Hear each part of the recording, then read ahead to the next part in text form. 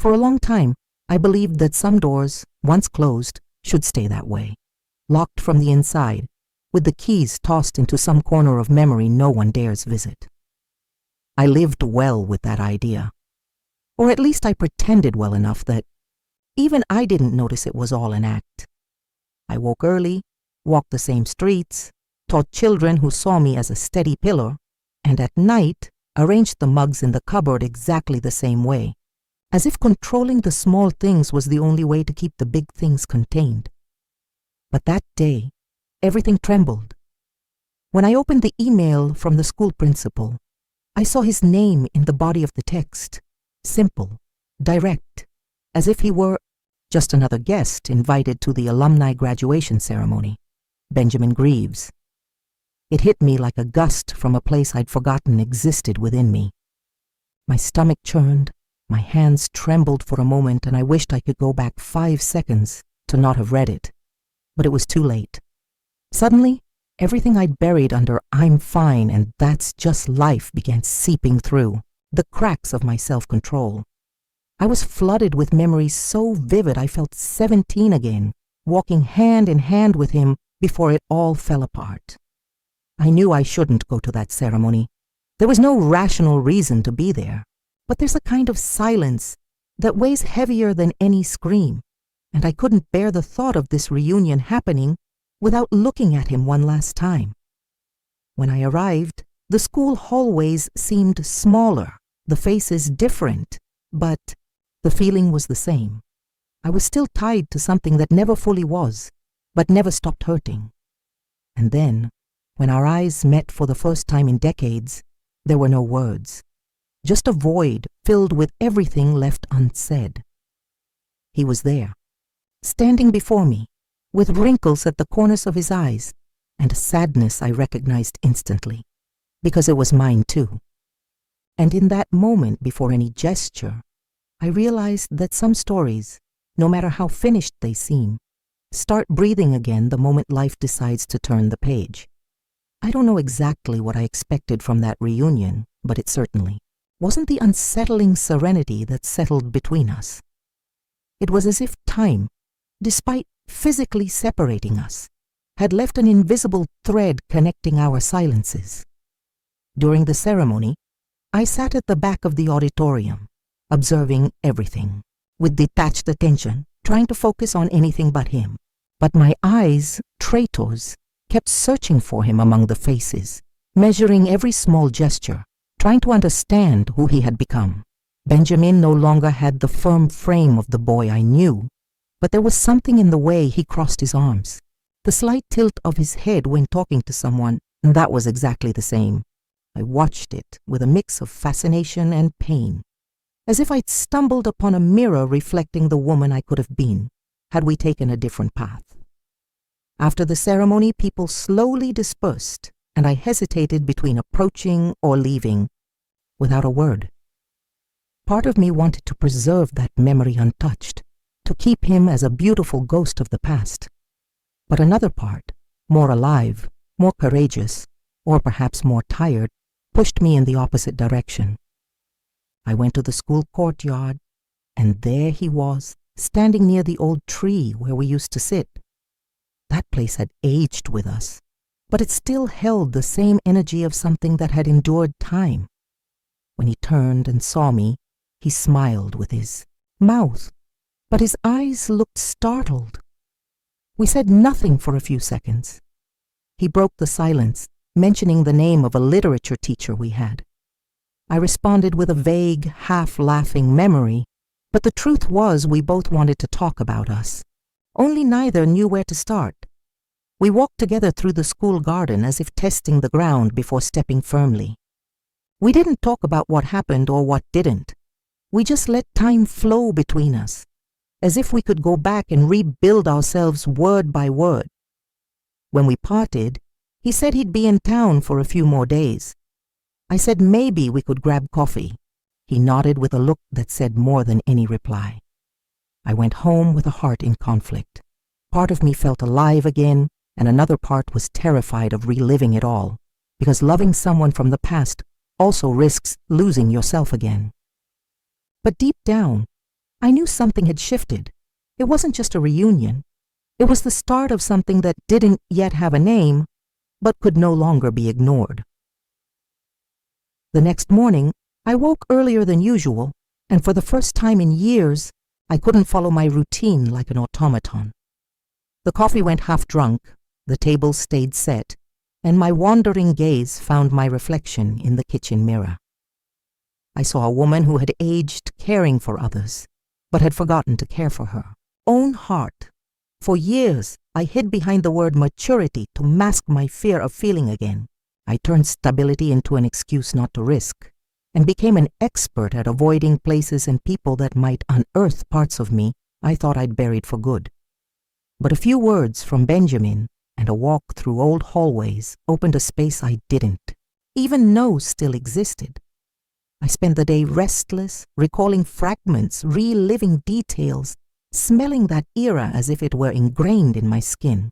And when the clock marked late afternoon, I left without overthinking, heading to the address of the little cafe on Jefferson Street, the same one where we used to hide from the world as kids, sharing dreams about the future and secrets we never told anyone else.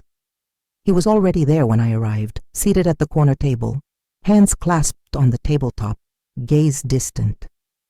When he saw me, he gave that small, sincere smile only he knew how to give. I sat without ceremony, and for a few minutes, we just looked at each other as if trying to gauge what remained of us after so much time. And there was a lot, more than I imagined.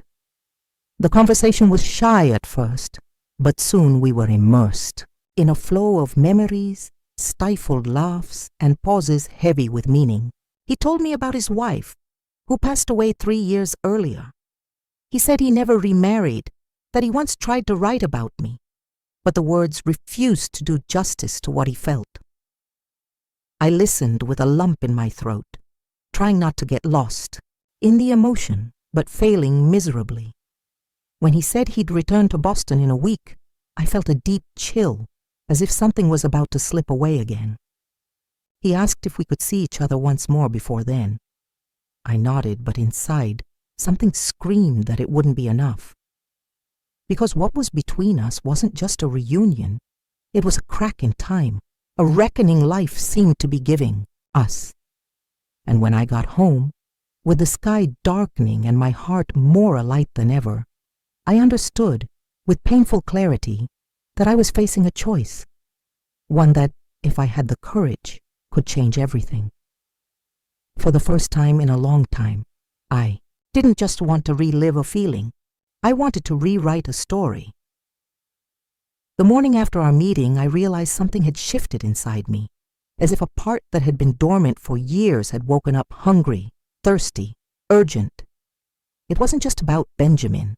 It was about me, about everything I'd silently given up in the name of what I thought was right, safe, mature. I started looking at the days with more attention, at the small gestures that used to go unnoticed. For the first time in a long while, I wore earrings that didn't match anything, tried perfumes tucked away in the back of the cupboard, as if my body were trying to remind me of who I'd been. In the days that followed, we saw each other twice, more. We walked along the lake where we used to spend entire summer afternoons in our youth. We talked about life with an honesty only years can bring. I told him about my marriage, how it started with sincere promises and ended in uncomfortable silences, how love turned into habit and habit into weight. He listened without interrupting, with a rare patience, as if each of my words were reclaiming lost time. In return, he shared his pains too. The loss of his wife, the years he spent caring for her during her illness, the nights he wrote letters to no one because he needed to give shape to what he felt. And there, amid memories and confessions, something began to stitch itself between us. A new affection, matured, but still full of wonder. There was no longer the urgency of youth, nor romantic idealizations. There was the raw beauty of two bodies that knew the value of a touch, the weight of an absence, the truth behind every choice. One afternoon, He showed me an old notebook where, years ago, he'd tried to write a book. Amid scribbles, loose sentences and interrupted paragraphs, there was a name, mine. Repeated so many times it felt like an echo. I stayed silent for long minutes, feeling a knot form in my throat. I never knew. I never imagined that, even from afar, he still wrote, me in silence. I left that afternoon with a full heart and at the same time in panic. Because loving after so long also means recognizing you have so much more to lose. I spent sleepless nights staring at the ceiling, replaying every moment with him, weighing whether I had the strength to start over, or if I should keep that. Love as a rare jewel you admire from afar but never touch.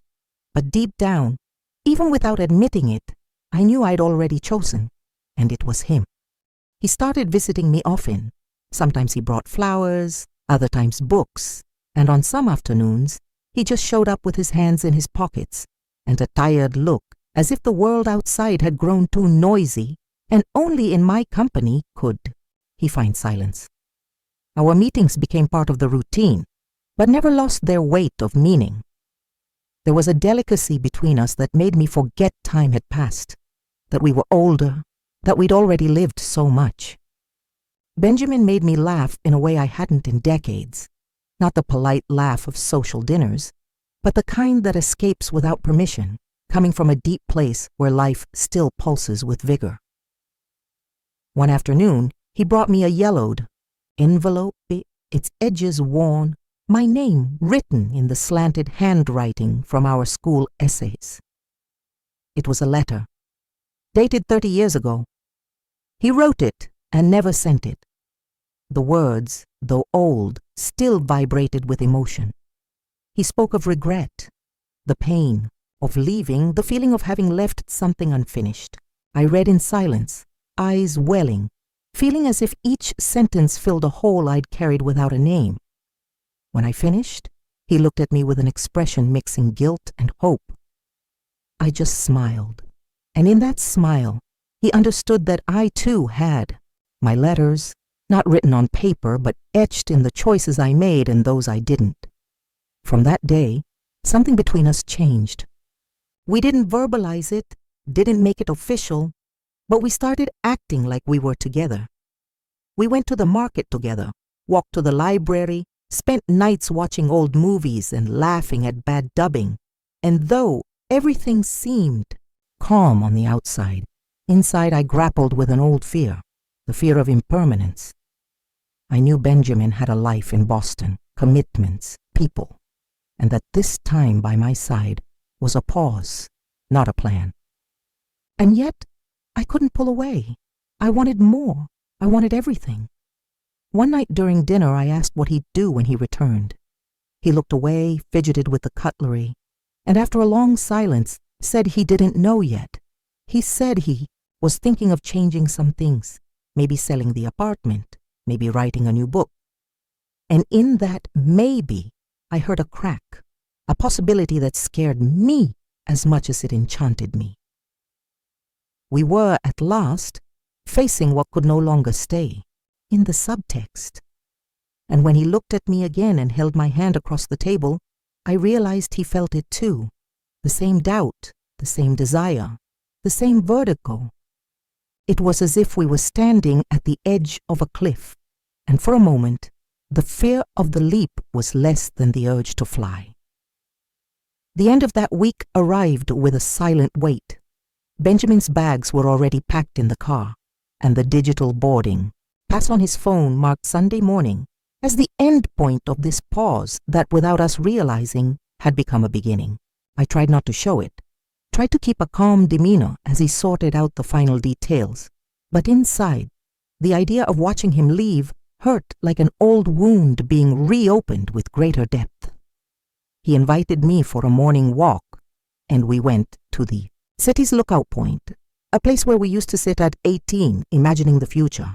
There, seated side by side, with the cold autumn breeze cutting through the silence, he said something that dismantled the last defenses I had left. He said he never knew how to explain why he left that first time, but that he spent his life trying to find a version of me and other people, and failing miserably every time. I took a deep breath, holding back tears, because I wanted to etch that scene with clarity. I wanted to remember that moment in every detail. The way he held my hand, the exact expression in his eyes, the way our stories finally touched with truth. When we returned home, we spent hours embraced, saying little. Words were no longer necessary. Everything that needed saying was already imprinted in the way he looked at me, the way I rested my head on his shoulder, the way time seemed to stop whenever we were together. And then came Sunday. I woke before the sun and made coffee, as if it were a farewell ritual. Benjamin entered the kitchen and hugged me from behind, resting his face against my neck with heavy breathing. I expected him to say goodbye, to follow through with what we'd agreed, but instead he took his phone, deleted the boarding pass, and turned off the travel alarm. He said he couldn't leave again, that he'd left once before and paid the price for it his whole life. He said that if he left again, this time there'd be no return. I stood still for a few seconds, trying to process. Him there, giving up what he knew, what awaited him for something uncertain, for me. We cried together. It wasn't a dramatic cry, but a clean one, of those who know they're doing something right, even if it's frightening. That morning, he didn't leave. Instead, we walked together to the backyard, watched the sky, and for the first time in a long while, I felt the future arrive with gentleness. I didn't know what would come next, but I knew that for the first time, and perhaps the last, we had truly chosen each other. Not out of impulse, not out of youth, not out of need, but out of love, the kind that survives time, wrong choices, silence, and still insists on blooming. The days following Benjamin's decision to stay were marked by a kind of calm I'd never experienced. It wasn't the forced tranquility you learn to endure over time, but a mature serenity full of presence and meaning. We woke early, shared the morning silence with coffee cups and knowing glances, as if the whole world fit at that table. It's strange how after a lifetime, a simple gesture can feel so new. Walking beside him through the small town streets, now as two adults who chose to stay, made me see everything with new eyes, as if the Thalia who met him in adolescence and the Thalia who now looked at him with faint wrinkles around her eyes had finally met. And there was no rush, no urgency to fill silences or force definitions. Everything flowed with a naturalness that gave me certainty that, even if it lasted briefly, it was already enough to change what I thought about restarts. But life, as always, has its strange ways of testing our choices. At a routine checkup, I was surprised by test results showing an unusual abnormality, a nodule. Small, still without a definitive diagnosis, but big enough to make my heart falter. I, who had faced so much in life, suddenly found myself before a childish, irrational, but devastating fear, losing everything again. I thought about not telling Benjamin, sparing him the weight of what it meant, but he sensed it before I could speak. He sat beside me on the couch and said that whatever road lay ahead, he'd walk it with me. No heroism, no empty promises, just that steady presence that had always been missing in my hardest moments. We started living with more intensity. Each day was a gift. We cooked together, visited old bookstores, wrote letters to each other as if we were still two young lovers discovering the world. And so, between tests, appointments, and good and bad days, our relationship gained even deeper contours. It was no longer a reunion. It was a silent commitment to the now. I didn't know what would come, but I knew what we were living was, in itself, a victory. Benjamin cared for me with a gentleness that disarmed me, not with pity, not with fear, but with a kind of love revealed in small gestures. The towel, laid out in the bathroom before I got out of the shower, the note on the mirror wishing me a good day, the tea prepared on nights when anxiety kept me awake, and I, even with my heart tight with uncertainties, felt complete. For the first time, there was someone who chose to stay even when the path darkened. And maybe that was the true meaning of love. Not just wanting the other in light moments, but being a shelter when storms arrive. With him, I understood that. Love doesn't need grand declarations. Sometimes it's built in shared silence, daily care, the hand that holds yours when you break down. And I, Thalia, 45 years old, full of scars, fears, and unfinished stories, finally felt at home. The weeks that followed unfolded like a delicate thread of wool being knitted by patient hands. Each day with Benjamin felt carefully woven, as if we were both aware we were building something fragile, yet infinitely precious. The test results took time to arrive, and each day of waiting was a tightrope between fear and hope. But surprisingly, the fear no longer paralyzed me as it once did. Being with Benjamin made me face the unknown with a quiet strength I never knew I had.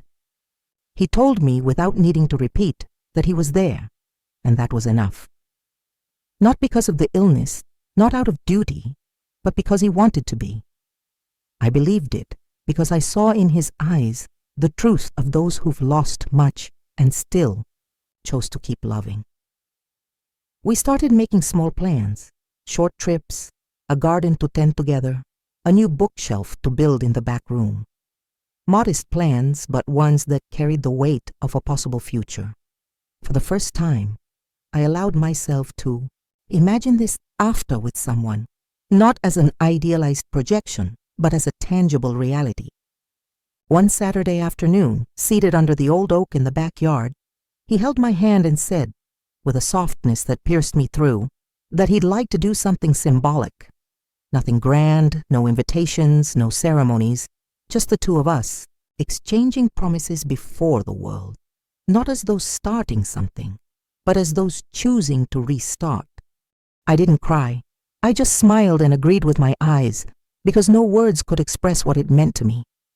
Benjamin, the same man who left once and returned decades later, was now there, asking me to stay, for real. And I, who had spent so long protecting myself from new pain, understood that true love doesn't demand guarantees. It just asks for presence. On a quiet autumn afternoon, we sealed that pact.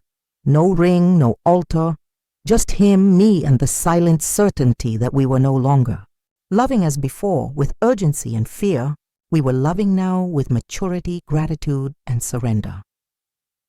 That night, as we lay side by side, I felt his chest rise and fall slowly, the sound of his deep breathing calming my heart. And I thought about how everything could have been different. How many years lost, how many words never spoken. But in that moment, none of it mattered anymore. Time, with all its comings and goings, had brought us here, and I knew, with the peace of those who finally understand the meaning of things, that this was it. He had chosen me. I chose him too, for the first and perhaps the last time. With all that we were, with all that remained, the end came with the same gentleness with which it all began, without haste, without fanfare, just with the certainty that we had lived something rare. The test results came back, and though they didn't bring good news, they also didn't carry urgency. There was time, maybe months, maybe more, but time enough to keep living with meaning, with depth, with love. Benjamin received the news with the quiet firmness so characteristic of him. He didn't try to convince me of false optimism, nor did he fall into despair. He just held me tightly and whispered in my ear that we were already immortal in what truly mattered. From then on, each day was a celebration, not of an ideal life, but of a real one, with all its fragilities and beauty. We held small ceremonies just for us. One night, Benjamin wrote my favorite Emily Dickinson verses and read them under the Moonlight, his voice trembling but steady. Another afternoon, he gave me a hand-bound notebook with letters he'd written to me over the years, never sent. Words kept like seeds waiting for the moment to bloom. I returned it as best I could, with gestures, shared silences, the warmth of my hand resting on his whenever the world felt too big. We lived in a bubble of meaning only we understood. Each sunset was a miracle, each laugh a resistance, each retold memory a form of eternity. When the days began to weigh heavier on my body, he didn't pull back. He never hesitated. He made my tea with herbs he said he'd researched especially for me, adjusted my pillows with almost ceremonial care, and read me passages from the books I loved. There was a moment, a very quiet afternoon, when I watched him sleeping in an armchair by my bedside, head tilted, hands crossed in his lap. And there I understood everything I needed to know about love. It's not in the promises. It's in the silent vigil, in staying, in caring, in not leaving. On a September morning, I asked him to take me to the field behind the house. It was the same place where, decades ago, he told me he loved me for the first time. I sat with difficulty, my bones heavier than before, but my soul lighter than ever. He sat beside me and held my hand, saying nothing. We stayed like that for a long time, watching the wind sway the golden grass, as if the whole world had hushed to hear us breathe. And there, with the breeze caressing my face and his hand holding mine with tenderness, I knew it had been enough. Not perfect, not complete, but true. And that was enough. On the last night we spent together, I asked him not to say goodbye. I asked him to just close his eyes with me and let me fall asleep, listening to his breathing. He obeyed, as he always did when he understood that love lives in what doesn't need explaining. And so it was. When I woke for the last time, I felt his fingers entwined with mine, and I smiled, because love had won. Not like in stories told with fireworks and promises, but as only whole loves win, when two people choose each other for real, for the last and the first time. A few months later, Benjamin published his book. In the dedication, he didn't write my name or a direct confession. He simply said, "To the one who taught me that love has no age, only courage." The book became one of those quiet works that don't explode in sales, but touch deeply those who read it. Friends told me he started leading writing workshops for widows and widowers in the town, as a way to help others turn longing into words, loss into expression. He never moved out of the house we shared. He kept my garden blooming, alternating between lilies and daisies, my favorite flowers. They say that sometimes at the end of the afternoon, he still goes to the field behind the house, brings a wooden chair, and sits in silence, looking at the horizon as if waiting for me to return. At any moment, my daughter wrote me a letter after the funeral. She said that for many years, she didn't understand why I stayed distant from new relationships. But seeing Benjamin with me, she understood everything. She said the love she witnessed in our final weeks was truer than any marriage she'd ever seen. And that, if she had to choose a definition of courage, she'd choose the way we loved when time was no longer on our side. We weren't a conventional couple. We didn't wear rings or take photos to document it. But in every corner of that house, in the small objects left behind, in the dog-eared pages of books we read together, in every recipe scribbled in my handwriting, there was the echo of a love that didn't ask permission to exist, a love that knew how to wait, how to stay, and that, in the end, saved us from the years we spent asleep out of fear of feeling too much. Today, if anyone asks about me, say I was happy. Not for having lived a lifetime beside someone, but for having lived enough to be chosen, for the last and the first time, by a man who knew how to love me exactly as I was, without haste, without fear, and until the end.